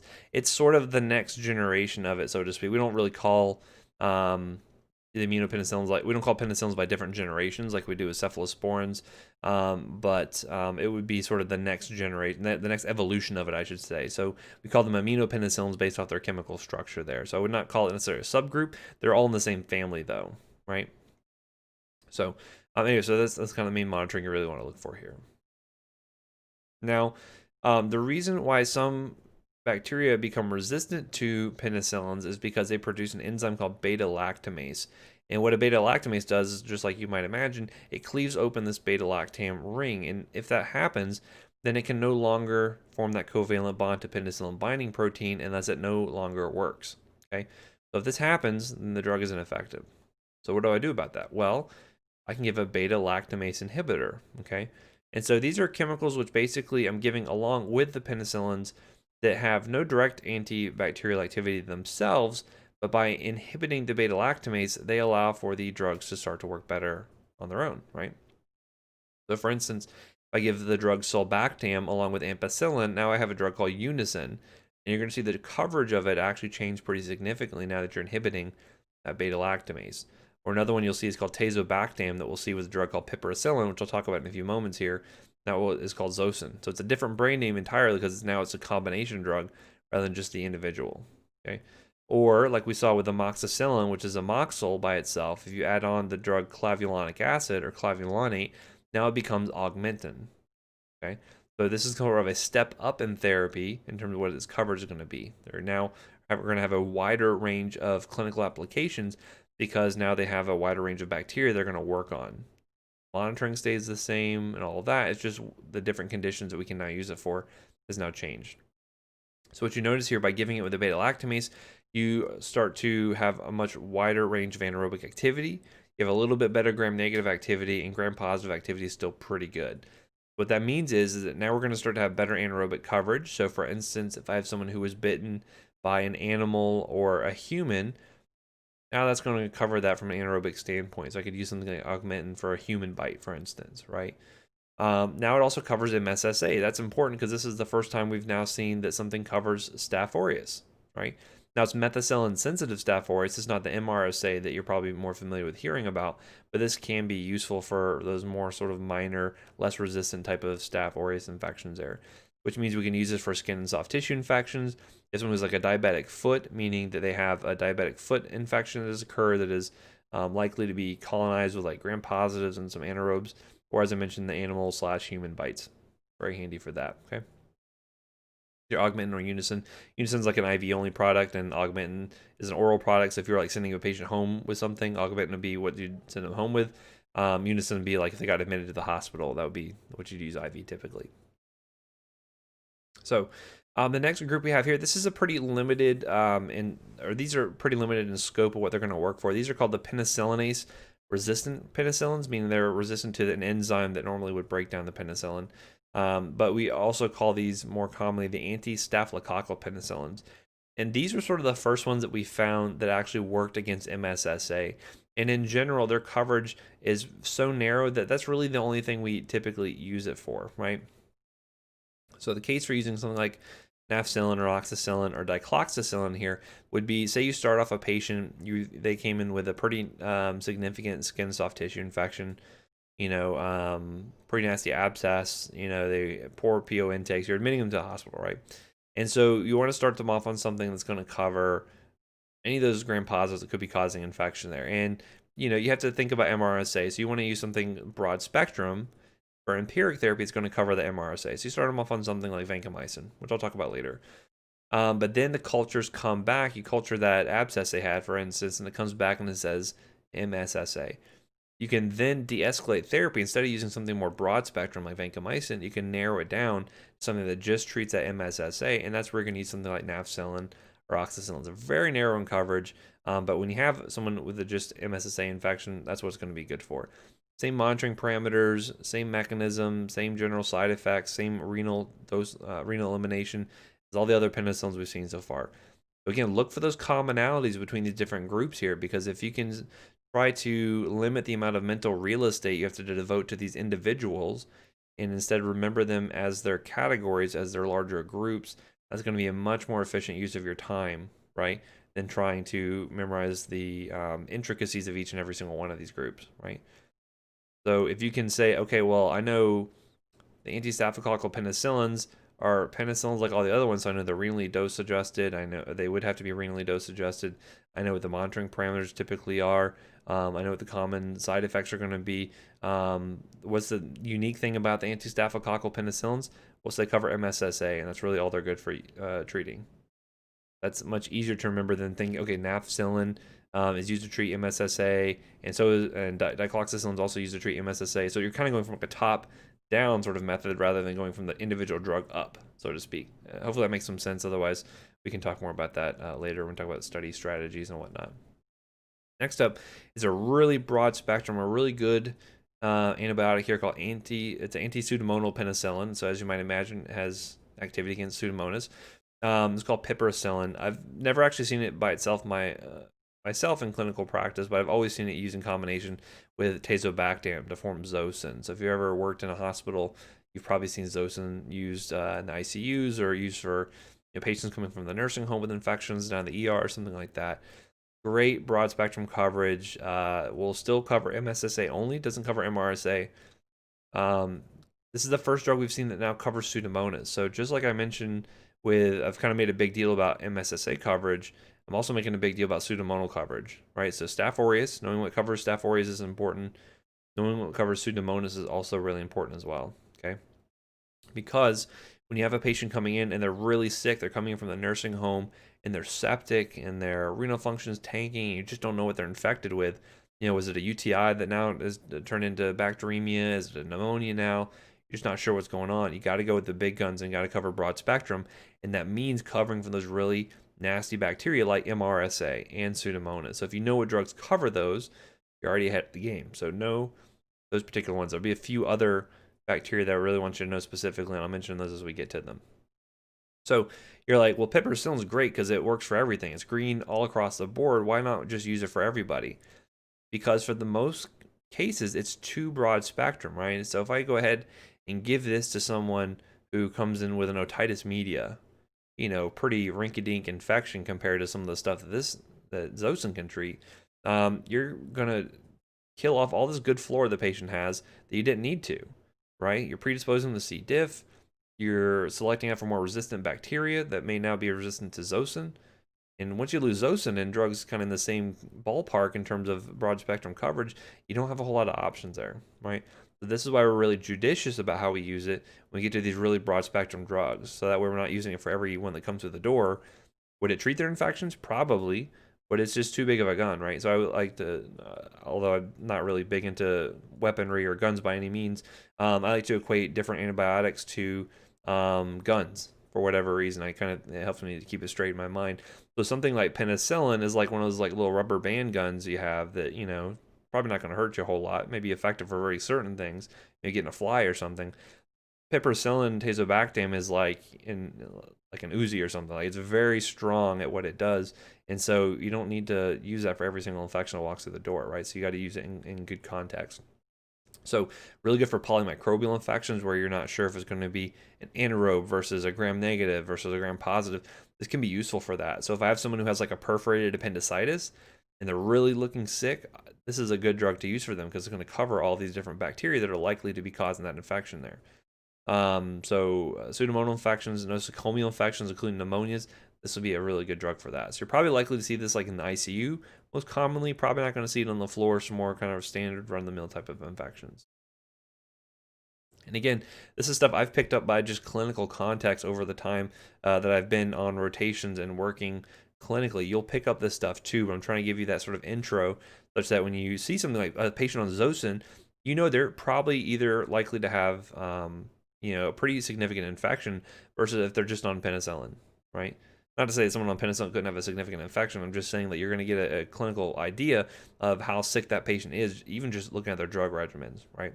So anyway, still going to be a time-dependent killer, still going to be bactericidal, just like all the other penicillins we've seen here. Very similar in terms of monitoring that you're going to see in terms of, looking for things like hypersensitivity, looking for things like bleeding risk, especially in those who are on anticoagulants, all of that. So no difference from that standpoint. All right, so those are all the penicillins we're going to run into clinically. Those are ones you're going to see most commonly. Now I want to switch over and start to talk about the cephalosporins. Now, one thing I will mention about the cephalosporins, make sure I have enough time here. One thing about the cephalosporins is that a lot of people think, mostly incorrectly, that if someone's allergic to penicillins, they cannot receive a cephalosporin, right? They think that because both of them are beta-lactam antibiotics, that they're going to have a cross-sensitivity. They're going to have a cross-reaction there, right? So someone who has a history of anaphylactic allergy to penicillin, if I give them a cephalosporin, they're automatically going to have another case of anaphylaxis. That is, for the most part, incorrect, right? I'm not going to say 100% incorrect because the best way to prove yourself wrong is to say anything with 100% confidence, right?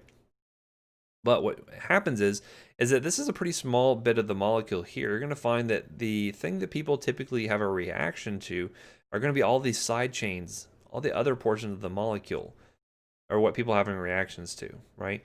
And between the penicillins to the cephalosporins, these side chains are quite different. What that means is that if someone has a true reaction to a penicillin, true anaphylactic, type 1 hypersensitivity, they're very unlikely to have a reaction to a cephalosporin, okay? And in fact, most of the evidence shows it's like less than 1%, okay? That means if someone has a history of anaphylactic allergy to penicillin, they can generally receive a cephalosporin. If you're really cautious and if you're really not sure, you can always give a test dose where you're working at. If you can give a test dose in the urgent care or the ER where you're working at, see how they're going to react there, because if they're going to have a reaction, might as well have it in the ER where they're most likely to be able to treat that, right? Not that you want to cause a reaction, but again, you can be more conservative and do that. Okay. So there's background reasons for why people think that wasn't the cross-reactivity rate used to be much higher back before we had more clean ways of making these drugs, but nowadays it is relatively low probability. Okay, not zero, but less than 1%, so very unlikely. Other things about cephalosporins we like about them are, one, they have good CSF penetration. You're going to find that in terms of getting into certain organ sites, Some of them are more difficult to penetrate than others. Like the lungs are notorious for bad penetration. The CNS is really hard too because you have to go through the blood-brain barrier, which is meant to keep things out for the most part. Now, if you have something like a meningitis where all those that blood-brain barrier is now infected and is inflamed, sometimes those little holes in the blood-brain barrier can expand and can allow for different molecules to get through. That's only if they're inflamed during, maybe acute meningitis. But in these cases here, the cephalosporins can always get across. They have a very easy time doing that. So they have good CSF penetration. So if you see someone being treated for meningitis, they're probably going to be on a cephalosporin, in addition to some other drugs there too.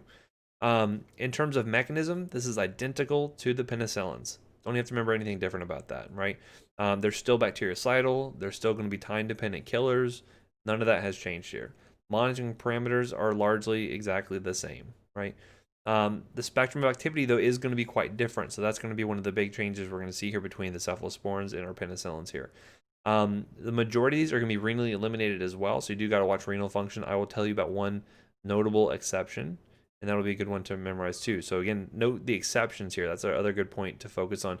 Note the broad categorizations, and then once you know those, then get down into the individual idiosyncrasies of these particular drugs, okay? Some of them also have anti-pseudomonal activity. I'll make special note of those as we get to them. In general, how the spectrum of coverage is going to change for these cephalosporins is that as the coverage, as you go from first to second, third to fourth generation, you're going to typically see the gram-positive coverage is going to diminish and then pick back up towards the fourth generation, whereas gram-negative coverage gets better as you go up, okay? So kind of knowing the general trend here is helpful to give you a good idea of how we're going to use these individual generations of drugs here. So Shamir is asking, should we remember the spectrum per generation? Generally speaking, yes, and I'll tell you what we're going to get into in terms of what I want you to know about those sorts of things, okay? Because that's important to how you use them. So for instance, using something like cefazolin is going to be much different than how I'm going to use something like ceftriaxone versus cefepime, etc. So we'll talk about that. Now, in terms of memorizing drug names, that's a big part of this class here, right? So being able to identify a particular drug and knowing what class it falls into is part of the challenge here. So, a lot of people say pharm is all memorization, and I think a lot of it, I try to limit how much just rote regurgitation I do on my tests in these pharm classes here because anyone can look up a textbook and give me an answer, and that's not super useful. I want to look at more clinical application. Where the memorization comes into play, though, is being able to look at a drug and knowing what category it falls into, right? And so the naming conventions can be helpful there. Sometimes they're less helpful, right? So for instance, you can pretty easily tell if a drug's a penicillin because it ends in -cillin, right? Most of you probably already picked up on that already. In general, for the cephalosporins, they're all going to start with Ceph, either CEF or CEPH. Another handy way to remember which category a drug fits into. However, between generation to generation, that will not be so useful, as you're going to see here in just a moment. Some drugs, though, are going to sort of be resistant to that categorization based off naming convention. So, for instance, vancomycin and gentamicin and erythromycin all sound pretty similar, even though they come from very distinctly different categories. That's where it becomes a little more challenging in trying to keep all of those names straight in your mind. I'm not saying that to scare anyone. I'm just trying to mentally prepare you to say when you can latch on to these naming conventions, do so, but just know that's going to not work for every single situation, which is unfortunate. If I was the one to have made all these different drugs up in the first place, I would have tried to make each of them very distinctly different for all of my future PA students. Unfortunately, that was not the case. So we're working with what we got here, right? It is what it is. So that's generally the activity spectrum as we're going to see here. So let's get into the individuals before I run out of time. So looking at our first generation cephalosporins here, right? So this includes the main ones, and I'll mainly mention the ones that you're going to see more commonly clinically. So I may not cover every single one. I'm sure you'll just probably thank me for, but this is generally the things you're going to see in clinical practice. So first off, we have Ancef, which is cefazolin. Some people say cefazolin. I don't really care which one you say. And then you have cephalexin, okay, which is Keflex. You will find Keflex is like a good bread and butter, just like amoxicillin is a good bread and butter outpatient oral antibiotic. Cephalexin is in that same sort of category, used all the time, typically on that free list of antibiotics you get at places like Publix, right? I'm not trying to rep for Publix because I'm getting paid by them by any means. I'm just letting you know. If you're working out there and you need to know your resources. So if you can find somewhere to get antibiotics for free for your patients, that's a really big benefit for them, right? Probably a benefit for Publix too, because you go in and then you end up buying some Pedialyte and buy some groceries while you're there. So they make their money back, no problem. Because most of these drugs are dirt cheap, but it is a benefit to the patient from that standpoint. I digress. Anyway, getting back to looking at these. So cefazolin is like used all the time in the hospital setting for prophylaxis. Now, I mentioned probably on a previous slide that prophylaxis is not a great idea in most cases. And that's mainly because of the fact that most people don't require prophylactic antibiotics. And if anything, that just leads them to a bigger chance for seeing resistant infections and things like that down the road. However, for certain high-risk procedures, it is reasonable to do so. So, for instance, if something's going back for surgery and you're cutting into them, there is a decent enough risk that they could get an infection from normal skin flora that you want to try to prevent that. Now, certainly you're using good sterile procedures when you're about to put a patient under surgery, but there still is a risk, right? You can still have, the cooties can still get into the wound regardless. And so this is why we like to use cefazolin for surgical prophylaxis. So if you go to work in surgery, you're going to see this all the time. Most patients are probably going to get a dose of Ancef prior to surgery, usually within an hour. And then many of them will end up getting like 24 hours worth after that as well. So they may get like 2 more doses because it's usually dosed every 8 hours. The reason why we can do that is because it does have pretty good coverage against gram-positives, including MSSA, right?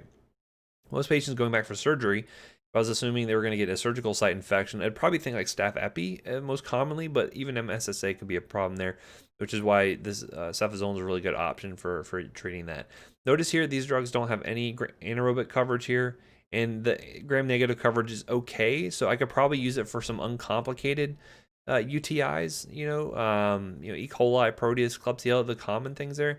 But if I had someone who had like a history of recurrent UTIs, or if they've received antibiotics recently, or if they're immunocompromised or something, this probably isn't going to be the first thing I'm going to go with. I'm probably going to want to go with the bigger gun, so to speak, in order to get wider coverage here. So, but if I had someone who's like, 24-year-old female coming in with no past medical history and she has a UTI, yeah, Ancef is probably going to be a good option for her, no problem, right? Moving up to the second generation drugs here, this is where this will be a little bit bigger. We have things like cefotetan, cefoxidin, cefuroxime, and then cefprozil. Again, now we have a little bit better gram-negative coverage in cases here where you can maybe use it for more UTIs, possibly more complicated UTIs. Sometimes we'll use it for upper respiratory tract infections, although these are generally going to be second line compared to some of your penicillins, but you could use it as an alternative for like someone who couldn't receive a penicillin, for instance. We'll talk more about that in the ENT section later on. And then sometimes used for surgical prophylaxis, but not as common as you'll see there. Perhaps we'll sometimes use this for things like appendicitis. If it's like a pretty routine case of appendicitis, I don't think there's any perforation or something, in a lot of cases we'll use something like cefoxitin because it has decent gram-negative coverage and it will still get those anaerobes too. So some of those anaerobes in the gut there. So that may be an alternative for like some cases of intra-abdominal infections, but for more serious ones, this probably wouldn't be sufficient there, right? So then moving up next to our third generation, this is where we get into some of our bigger guns here. This is where you're going to get into seeing, again, some bread and butter sort of antibiotics. Then we're getting into Rocephin or ceftriaxone. So if you've worked anywhere in the hospital, you've probably seen ceftriaxone used a lot, and so what you tend to find with the third gen is that it doesn't have really any good anaerobic coverage, but has pretty good gram-negative, pretty good gram-positive coverage. So you're still getting your MSSA coverage. You're not covering Pseudomonas for the most part. You're not covering MRSA, but it kind of covers like just about anything else. So if I have someone who comes in who needs parenteral therapy, meaning IV IM therapy, especially if they're getting admitted, ceftriaxone is going to get a lot of stuff, right? Which is why you tend to see a lot of patients get put on ceftriaxone first and then maybe get scaled down to something else. Now I'll talk about some other reasons why we like ceftriaxone as well in just a moment here. Other ones here include ceftazidime. This one I wouldn't spend too much mental real estate looking at because it's used in very unique circumstances.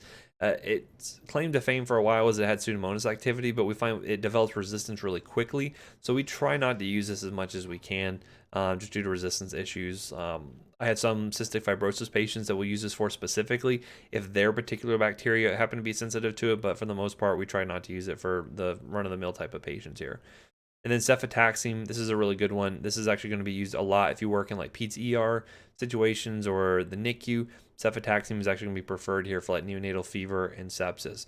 Anytime you have a neonate who is developing fever, a lot of times you're not going to be able to identify the source for infection right away. And so you have to always go with the worst case scenario and think meningitis, which is why, again, I mentioned cephalosporins have good CNS penetration, which is why this is actually preferred here. Now, why do I use cefotaxime in neonates versus Rocephin? There's a really good reason for that. And you can't use Rocephin in the first 30 days of life. Why is that? Well, that's mainly because when a person is first born, they have a lot of serum proteins are binding up binding up bilirubin, right? And so ceftriaxone can compete for those same binding sites. So ceftriaxone, if I were to give it to someone who is, say, 2 days old with a fever and I was worried about meningitis, it would displace a lot of that bilirubin off of those protein binding sites, and that would then cause it to cause jaundice in the patient, right? And so don't want to do that. And so instead what I can do is give cefotaxime. So clavulant is typically given during the first month of life. That's sort of its niche use there. And then Rocephin is used for anyone greater than that first month. So after they're no longer a neonate, then Rocephin is great for that. Okay. Now the reason why Rocephin gets so much use here is because every other antibiotic we've seen so far has been renally eliminated. All the penicillins we've seen so far, all the cephalosporins. This is the first one that is an exception to that and has just hepatic elimination, which is great because even if I have someone who is on dialysis and has no renal function to speak of, I can still give them Rocephin at the normal dosing and it's fine. No big issues there. So it's a really good drug from that standpoint. This again is going to be another workhorse, right? Ancef, Keflex, amoxicillin, Rocephin. These are things you're going to see over and over again. You're going to become very familiar with over time, right? That's not to say I'm more likely to ask those questions about those drugs on a test than I am all these other ones. They're all equally fair game. I'm just saying that those are the things you're going to see over time, right? And again, I'm not speaking from every perspective. I've mainly been doing peds for the past 8 years. So, you know, that's just what it is. That's my perspective on a lot of this stuff. But I still have seen plenty of adult things before. And, you know, so some of that still holds some water. Anyway, all right, so again, pretty good coverage. Again, this is a good thing to start out with in terms of like broad spectrum, and then you scale back depending on what the cultures come back looking like. Okay. And again, you can kind of think about ceftriaxone, Ceftriax 1, you only have to give it 1 time a day. That's another big benefit here. Whereas all the other cephalosporins and penicillins we've seen have been time dependent, meaning we're giving them every 8 hours, every 6 hours. The half-life for Rocephin is long enough to where you can give it Q24 hours and you still keep that drug level above the MIC for long enough to get good bacterial kill there, so which is nice. For some severe infections, though, things like meningitis, you know, we will give it more frequently. The more sick patients will give it more frequently, like Q12, but that's kind of the most you have to do it. So it's big claim to fame. You don't have to think about renal dosing. You don't have to think about how often to give it. You just do it 1 time a day for almost everyone, and it's easy. That's why a lot of people end up going with that. Whether that's always appropriate or not, that's another question, right? All right. Next, we have our 4th generation cephalosporins here. This includes cefepime. This is the main one here. The big benefit here is that now we're going to get additional pseudomonal coverage. Okay. So again, still doesn't cover MRSA, but now it picks up pseudomonal coverage. So frequently what you're going to find is if you have a patient who you're worried may have a high likelihood of having Pseudomonas. So imagine like, you know, a little grandma or grandpa's coming in from the nursing home and they're septic. You have to assume the worst case scenario and assume that Pseudomonas might be growing there.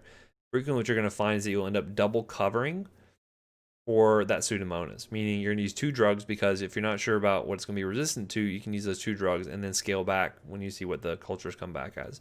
And so frequently you're going to be using a beta-lactam to cover Pseudomonas plus a drug with a different mechanism. Okay, this is an important thing here. You don't want to use 2 drugs to double cover that the same mechanism. I would never use Zosyn plus cefepime because they get the same mechanism. You're not going to get any additional benefit. You want synergistic and complementary mechanisms. Okay, so just think about that now. We'll get to some of those drugs that have those complementary mechanisms a little bit later on there. Okay, but this is really good for patients with like neutropenic fever who may be immunocompromised. If you have a nosocomial infection, things like that, cefepime is going to be really good for that. The big difference here between cefepime and Zosyn, which a lot of people kind of associate in their minds with similar coverage because they both covers Pseudomonas, is that cefepime has no anaerobic activity. Zosyn has good anaerobic activity. So, for instance, if I had someone who had an intra-abdominal infection, I was worried about like a perfed, colitis or something like that, the spilling bacteria into the abdominal cavity, I would think more like Zosyn because I know anaerobes are more likely to be there.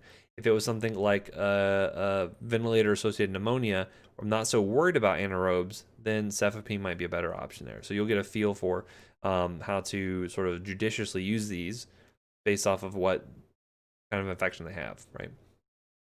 So now here's a couple of newer drugs here. These have been approved relatively recently within the past few years for use. Again, we're typically holding on to these and not using them as much as we can because, again, we like to keep resistance patterns as low as possible. So first one here is called Taflero or ceftaroline. This one here is going to have good gram-positive and negative coverage. Notice here, though, that it does have MRSA coverage and it has some anti-pseudomonal activity, right? No anaerobic activity though. So this is the first thing we've seen so far now that covers MRSA. Now again, you're like, well, why don't we just use it for anyone who we think has MRSA or Pseudomonas?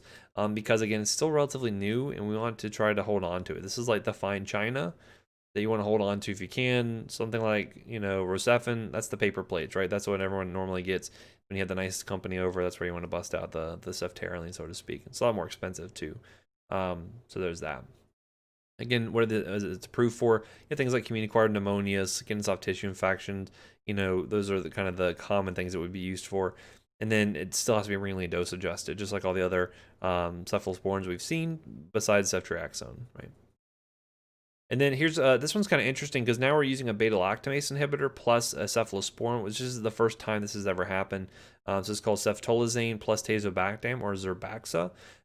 This one does not cover MRSA. It does have some anti-pseudomonal coverage and now has included anaerobic coverage as a result of including that beta-lactamase inhibitor. So in some cases, they'll use it for intra-abdominal infections, for UTIs. The coverage is kind of weird, so I'm not sure where this is really going to fall into places being like what his bread and butter is going to be specifically, but time will tell and that sort of thing there as its use becomes more common. We'll see. We'll talk about metronidazole as a different antibiotic a little bit later on. Next we have the monobactams. There's only one drug in this category called azactam or aztreonam. This one is really only going to cover gram negatives. That's all it's going to do. It'll cover Pseudomonas, but nothing other than gram negatives here, right? And when we get into the aminoglycosides next lecture, probably, that's where we're going to see that its coverage is very similar to those, as we'll see. So don't use it for gram positives, don't use it for anaerobes. It's not going to cover that. Very narrow in spectrum. Its claim to fame for a long time, though, was that people thought that if you had a reaction to penicillins, that there was absolutely no cross-reactivity here, which is likely the case. But again, now we started to realize that cephalosporins are probably okay for a majority of those penicillin allergic patients, but this is just a backup one. So not used super commonly, mainly because the spectrum of activity is so narrow. But you may see it in some rare circumstances. But monitoring is the same. Still time-dependent killer, still bactericidal. See, a lot of this is going to be crossover amongst these different categories here. So you want to know what kind of the unique things are. In this case here, the coverage is what's so unique with it, right? Then the carbapenems. So this includes imipenem, meropenem, ertapenem, and then doripenem. Where I was talking about, these different beta-lactams in terms of like weaponry. These are going to be like the atomic bombs. These are extremely broad spectrum, really good against a variety of different resistant bacteria. We really want to hold off on using these if at all possible, because once things become resistant to the carbapenems, you really have a limited number of antibiotics to switch to. If someone has something that is resistant to cefepime or to Zosyn, this is typically what you graduate to is the carbapenems. After this, there's not a lot. There's usually, or if there is anything, it's usually pretty toxic. So we like to avoid having to use these as much as possible. Good gram-positive coverage, good anaerobic coverage, good pseudomonal coverage, gram negatives. It doesn't cover MRSA, so you'll probably use something else to end up covering MRSA if you are worried about that. But you're going to see it's very resistant to things like beta-lactamases and all of that. And in fact, it's these ESBLs is what they get a lot of really good use for. The extended spectrum beta-lactamases that some of these bacteria will start to produce. So those are able to overcome that in a lot of cases there. So typically, these are either going to be used for things that are multi-drug resistant, so they're resistant to stuff like Zosyn and Cefepime, nosocomial infections that we gave to the patient either due to being ventilated for a long period of time or having a catheter in place or something like that, or severe cases of meningitis. These can also be used there. The only exception with this one is going to be ertapenem, which does not cover Pseudomonas, so that's one kind of unique point. Again, don't get too hung up on the dosing. This is similar to what we saw with all the other beta-lactams. Again, it's going to be used in a time-dependent manner there. So that's why you see Q6, Q8-hour dosing. Ertapenem actually has a pretty long half-life, so that one you only give one time daily, which is kind of unique, but I'm not probably going to ask a test question on that necessarily. In terms of monitoring, one thing I do want you to note, though, is you got to be really careful in looking at renal function for these, especially with imipenem, because if a patient has renal dysfunction, they cannot clear the imipenem, that predisposes them to seizures. Okay, so this is kind of a unique side effect you'd want to know that is unique to imipenem. You don't really see as much with a lot of these other ones. So clinically, I don't see a lot of imipenem being used. I see a lot of meropenem because it's relatively safer than something like imipenem, but this is still good to know because depending on where you work, this might be the drug that's on formulary, right? All right. So I'm going to cut it off there. So we made it through all of the beta-lactams. I'm sure most of your brains have melted through your ears at this point. That's okay. You can just kind of scoop it all up, put it back in. It'll congeal on its own. Maybe stick your head in the fridge and it'll help it with kind of regain its shape a little bit there. Let me see if there's any questions on the sticky board here. So someone said, is there a relationship between first and zero order and the concentration versus time dependent? No, so first order and zero order, I'm assuming you're talking about kinetics there or elimination. First order and zero order has to do with things being metabolized and eliminated in the liver and the kidneys respectively. So that is different than the concentration versus time dependent. So first versus zero order kinetics is a pharmacokinetic principle. Concentration versus time dependent is a pharmacodynamic principle of how the bacteria or how the drugs are treating the actual bacteria themselves. So keep those different in your mind in terms of how you're thinking about those. Again, as I mentioned, majority of drugs are going to undergo first order elimination. So just stick with that as the default. And I'll mention if it comes up, it's something as a zero order eliminated drug. Okay. Very rare you would see that. See, Katie's asking, so if the use of carbapenems are mostly the same, how do you determine which of the carbapenem drugs is the one that should be used? It's a good question. So that is frequently dictated by things like what's available or what is, yeah, so Katie's asking the question can be applied for some other categories of drugs. They're trying to differentiate between the different ones. Yeah, so some of them you're going to find are due to things like, the clinical situation which you're using them. Some of it is related to what's on formulary at your hospital. You may find that not every single carbapenem is available at the hospital that you work at. So for instance, we use meropenem at Nemours. That's just the one that we carry. I think most hospitals probably do that as well. But what happens if meropenem goes on shortage and we're unable to get anymore? Well, then we got to switch over to something else. You'd have to have an alternative. And so that's where you can order something like imipenem, doripenem, or something like that, for instance. So sometimes it's more logistics issues that get related to that. Sometimes you're going to find that we can cycle through different drugs depending on what the resistance pattern looks like. And this is done frequently with things like the aminoglycosides, which we'll talk about next time, to where you'll use like gentamicin for a long time. And then as resistance starts to creep up for that, you give it a break, switch everyone over to tobramycin. And this is over the course of like months or years. And then use tobramycin for a while. Then once that starts to get resistant, you've kind of the bacteria that there have been growing kind of lose that memory, lose that resistance over time. Switching back to gentamicin, and then get some additional activity. So that's some of the things that go into it. There are others, but that's the main thing, So David's asking, in terms of broad spectrum, how do you decide what to go with while avoiding resistance? Yes, that is where your guidelines are going to come into play. That is where following your the institution-specific guidelines, you'll typically see that you'll have, for instance, like in the ER, if you work in the ER, they will have guidelines for, okay, if you have a patient comes in with this type of infection, use this drug as a first line. And oftentimes they're doing that in conjunction with the guidelines in addition to the antibiogram that they have in order to get an idea. So for instance, like if, at our hospital, if we have a high resistance rate of E. coli to sulfamethoxazole and trimethoprim, which is Bactrim or Septra, then we won't use that as a first line, even though it may be listed in the guidelines. We'd use something else instead that makes more sense based on the bacteria that we're growing. Because the guidelines are going to kind of be focused on everyone the world over, whereas if you're focusing on patients in Orlando or Tampa or wherever you end up working, you can make it more specific to them based on those local resistance patterns. So that's kind of the thing you'd see there. Again, you'll get practice with this. You'll figure out, oh yeah, if someone's coming in for a healthcare associated pneumonia, these are the type of antibiotics I need to use for that. Versus if I have someone with a skin infection, cellulitis, I'm going to use this instead. So those things will become sort of second-hand nature to you as you see them more often. So someone said, is the antimicrobial drugs PowerPoint supposed to give us an overview of the drugs? Will we be getting more detail on later? I'm a little confused about how to attack this information.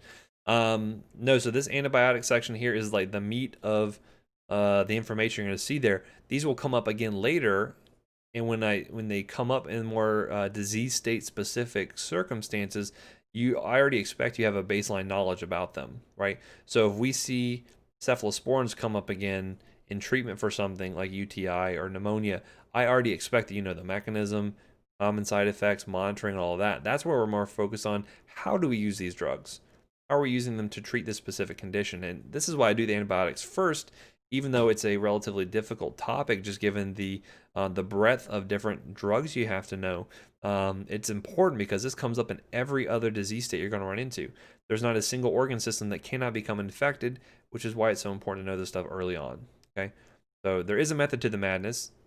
You can disagree with that method, but this is the method I've been doing for the past 6 years. I think I've been teaching PAs, and so far it's been working pretty well. So I'm gonna keep sticking with it, but I'm always open to feedback though, for sure. But yeah, learn how to categorize this knowledge, because this is gonna be really important too when we get into something like hypertension, right?